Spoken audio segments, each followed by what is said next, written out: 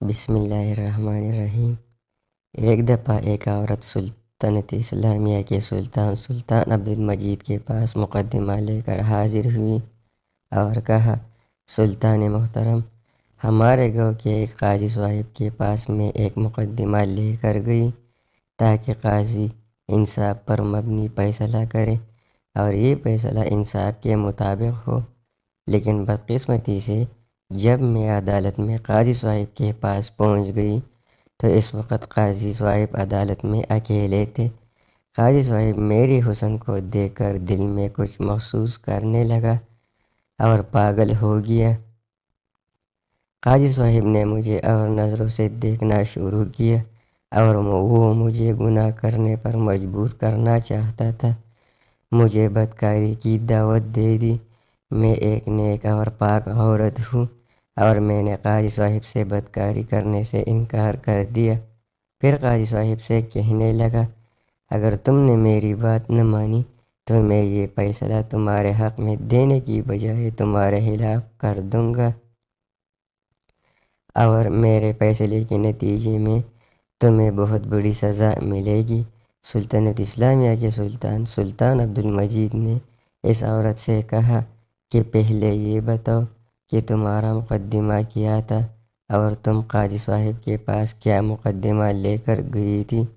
تو اس حسین عورت نے جواب دیا کہ سلطان محترم، ایک دن میں اپنے خیمے میں بیٹھی تھی۔ دوپہر کا وقت تھا کہ مجھے خیمے سے باہر ایک گھوڑے کی آواز سنائی دینے لگی اور میری پڑوسن کی گھوڑی میرے خیمے سے کچھ فاصلے پر بندھی ہوئی تھی۔ مجھے ایسے لگا کہ گھوڑا تکلیف میں ہے۔ جب میں اس کے قریب گئی تو مجھے معلوم ہوا کہ یہ پیاس کی شدت کی وجہ سے چلا رہی ہے۔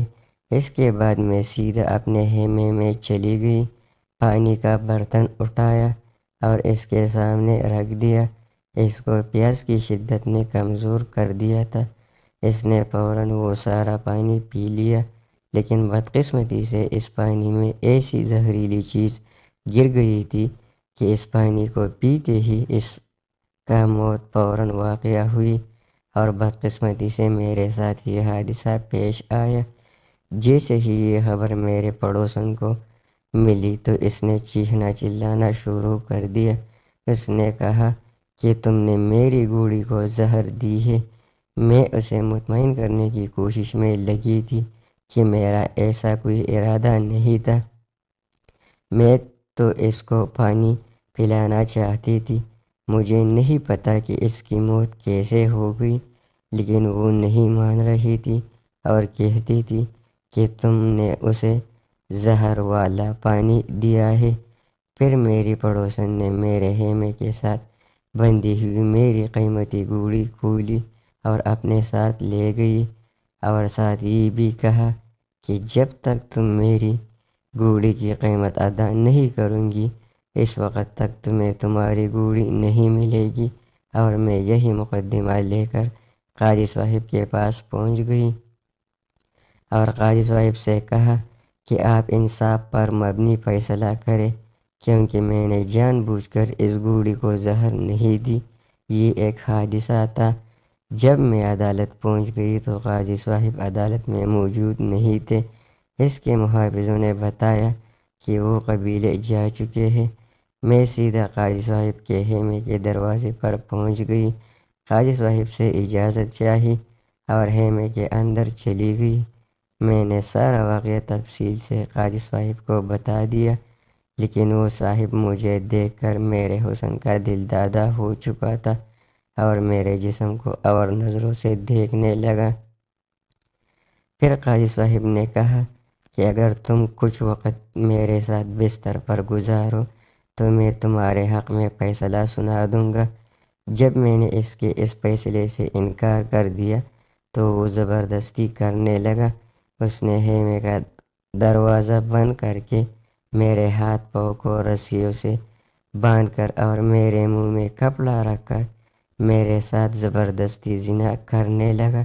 جب میں خیمے سے باہر نکلی اور چیخنے چلانے لگی کہ قاضی صاحب نے میرے ساتھ زیادتی کی ہے، تو اس کے سپاہیوں نے مجھے دھکے دے کر وہاں سے نکال دیا۔ انصاف پانے کے لیے میرے پاس اور کوئی چارہ نہیں تھا، اس لیے میں بڑی مشکلوں سے آپ کے سامنے حاضر ہوئی۔ یہ باتیں سن کر سلطان عبد المجید نے کہا کہ تمہاری بات ٹھیک ہے، لیکن تمہیں اپنا فیصلہ شہر کے ایک قاضی کے پاس لے کر جانا چاہیے تھا، نہ کہ ایک سلطان کے پاس۔ میرے پاس اتنا وقت نہیں کہ میں تمہارے مقدمے کو حل کر سکوں۔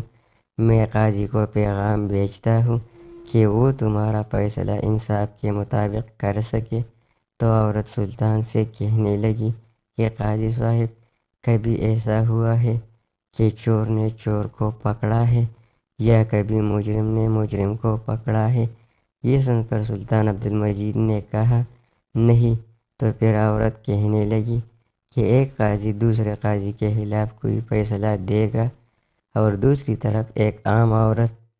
یہ سن کر سلطان عبد المجید نے کہا کہ اگر ایسی بات ہے تو پھر میں خود تمہارا فیصلہ کروں گا۔ سلطان عبد المجید کے حکم پر قاضی صاحب کو بلایا گیا۔ کچھ دیر بعد قاضی صاحب سلطان کے سامنے حاضر ہو گیا۔ سلطان نے قاضی صاحب سے کہا کہ کیا یہ عورت سچ کہہ رہی ہے؟ کیا تم نے اس عورت کے ساتھ زیادتی کی ہے؟ یہ سن کر قاضی صاحب نے کہا کہ نہیں سلطان محترم، میں نے اس عورت کو ہاتھ تک بھی نہیں لگایا۔ سلطان نے کہا پھر کیا وجہ ہے کہ یہ عورت تمہارے ساتھ اتنی سختی سے پیش آ رہی ہے؟ اس کے پیچھے کیا حقیقت ہے؟ قاضی صاحب کہنے لگا کہ جب یہ عورت میرے پاس مقدمہ لے کر آئی تو میں نے تفصیل سے اس کا مقدمہ سنا۔ میں نے کہا کہ میں دوسری طرف کے بھی دلائل سنوں گا اور گواہان کے پیش ہونے کے بعد فیصلہ کروں گا، اس لیے تم کل صبح میرے عدالت میں آ جانا۔ یہ سنتے ہی عورت نے کہا کہ اگر تم نے میرے حق میں فیصلہ نہ دیا تو میں آپ پر بدکاری کا الزام لگا دوں گی کہ قاضی صاحب نے میرے ساتھ زبردستی زنا کیا ہے۔ اس عورت نے مجھے اپنا جسم پیش کرنے کی بھی دعوت دی، لیکن میں نے کہا کہ میں دونوں کے دلائل سننے کے بعد انصاف پر مبنی فیصلہ کروں گا۔ اس عورت نے اپنی پڑوسن کی گھوڑی کو زہر دیا ہے کیونکہ اس کی گھوڑی کمزور تھی اور خوبصورت بھی نہیں تھی، اس وجہ سے یہ اس سے حسد کرتی تھی، اور اس عورت کو پتہ تھا کہ فیصلہ میرے خلاف آئے گا۔ جب میں نے اس عورت کی بات نہ مانی تو اس نے مجھ پر الزام لگا دیا اور آپ کے پاس آ گئی۔ آپ چاہے تو قبیلے والوں اور خیمے کے سپاہیوں سے تفتیش کر سکتے ہو۔ تو عورت کہنے لگی کہ وہ قبیلہ اس قاضی کا اپنا ہے، اور بات رہی سپاہیوں کی، کیا وہ اپنے سردار کے خلاف گواہی دیں گے؟ اس وجہ سے میں ان دونوں باتوں کو نہیں مانتی۔ اب آپ ہی بتائیے کہ ایک عورت اپنی عزت کو ہاتھ میں ملا کر کسی مرد پر اس طرح کا الزام لگا سکتی ہے، اور وہ بھی سلطان کے قاضی پر۔ سلطان نے دونوں کے دلائل سنے، لیکن سلطان کے سمجھ میں نہیں آ رہا تھا کہ کون سچا ہے اور کون جھوٹا ہے۔ نہ عورت کے پاس ثبوت تھا اور نہ قاضی کے پاس جس سے ان دونوں میں سے ایک بے گناہ ثابت ہو سکے۔ تھوڑی دیر سوچنے کے بعد سلطان عبد المجید نے کہا کہ ایک بڑا سا برتن لے کر آؤ۔ برتن لایا گیا۔ پھر سلطان نے کہا کہ اس میں چشمے کا صاف پانی ڈالو۔ برتن میں پانی ڈالا گیا۔ سلطان نے قاضی صاحب کو حکم دیا کہ آپ اس برتن میں پورے جسم کو لباس سمیت ڈبو دے، اس طرح کہ جس طرح تم چشمے میں نہاتے ہو۔ قاضی صاحب نے حکم کی تعمیل کی اور اس برتن کے اندر پیر رکھ کر نہانے لگا۔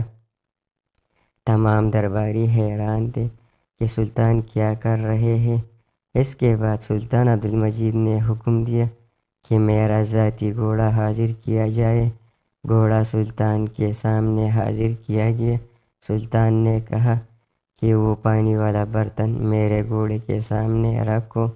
برتن کو گھوڑے کے سامنے رکھا گیا تو گھوڑے نے پانی پینا شروع کر دیا۔ سلطان عبدالمجید نے کہا کہ عورت جھوٹ بول رہی ہے اور قاضی صاحب بالکل بے گناہ ہے، اور اس نے تمہیں ہاتھ تک نہیں لگایا، اور میں یہ کہہ سکتا ہوں کہ قاضی صاحب کا دامن بالکل صاف ہے۔ تمام درباری حیران تھے کہ سلطان کو کیسے پتہ چلا کہ قاضی صاحب بے گناہ ہے اور عورت گناہگار ہے، اور ایک وزیر نے بھی یہی سوال سلطان سے کیا۔ سلطان عبدالمجید نے کہا کہ میرے گھوڑے کی یہ خاصیت ہے کہ یہ گندا پانی پینا تو دور کی بات ہے، اس کو منہ بھی نہیں لگاتا۔ اگر قاضی نے اس کے ساتھ بدکاری کی ہوتی تو پانی نجس ہو جاتا، اور گھوڑا اس کو کبھی منہ نہیں لگاتا، اس لیے یہ عورت جھوٹ بول رہی ہے۔ اس کے بعد سلطان نے اس سے کہا کہ سچ بتاؤ، ورنہ تمہیں اس کی ایسی سزا ملے گی کہ تم دوسروں کے لیے نشان عبرت بن جاؤ گی۔ جب عورت کی یہ امید بھی ختم ہو گئی تو اس نے سارے درباریوں اور سلطان کے سامنے اپنے جرم کا اعتراف کر لیا اور بتایا کہ قاضی صاحب نے بالکل گناہ نہیں کیا ہے، میں نے ہی زہر دیا تھا، اور پھر سزا سے بچنے کے لیے میں نے قاضی صاحب پر الزام لگایا۔ اس کے بعد سلطان نے فیصلہ سنا دیا کہ تمہیں قتل کے عوض جرمانہ ادا کرنا ہوگا۔ ایک معزز، نیک اور ایماندار قاضی صاحب پر الزام لگانے کی جرم میں تمہیں 1 سال کے لیے زندان میں ڈال دیا جاتا ہے، اور پھر سپاہیوں نے حکم کی تعمیل کرتے ہوئے اس عورت کو زندان میں ڈال دیا۔ اس کہانی سے ہمیں یہ سبق ملتا ہے کہ جس شہر یا ملک کے سلطان اور قاضی انصاف سے فیصلے کریں گے تو وہاں امن و امان اور خوشحالی ہوگی اور لوگ مطمئن ہوں گے۔ اگر فیصلوں میں انصاف نہیں ہوگا تو وہاں امن و امان نہیں ہوگا، لوگ لوٹ مار اور ایک دوسرے کو قتل